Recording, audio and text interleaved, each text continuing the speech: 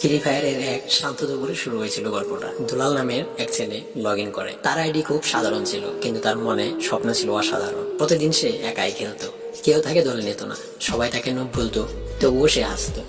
একদিন তার সাথে ম্যাচে দেখা হলো ইতিকা নামের এক প্লেয়ারের। ইতিকা তাকে রিভাইভ করছিল। সেদিন থেকেই শুরু বন্ধুত্ব। তারা প্রতিদিনই একসাথে খেলতো। দুলাল ধীরে ধীরে ভালো খেলতে লাগলো। ইতিকা সবসময় বলতো, তুই পারবি।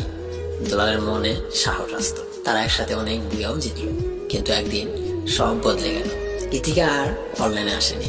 দুলাল অপেক্ষা করতে লাগলো। দিন গেল, সপ্তাহ গেল, তবুও ইতিকা এলো না। সে ইনবক্সে অনেক মেসেজ দিল, কিন্তু কোনো রিপ্লাই নেই। দুলাল এখন 11 হয়ে গেল। আবার সবাই তাকে নুব বলতে লাগলো, কিন্তু সে কিছু বলতো না।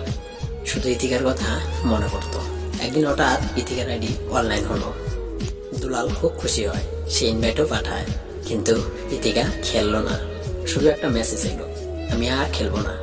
দুলাল হতবাক হয়ে গেল। সে কারণ জানতে চাইলো, কিন্তু আর কোনো উত্তর এলো না।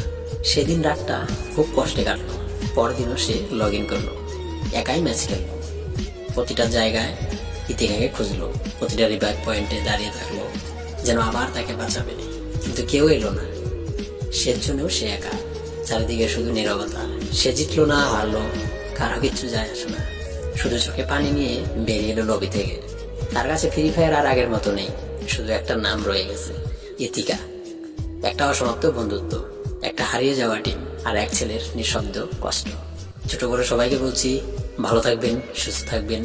ভিডিওটি ভালো লাগলে চ্যানেলটিকে সাবস্ক্রাইব করে পাশে থাকতে একদম ভুলবেন না। দেখা হচ্ছে পরের ভিডিওতে।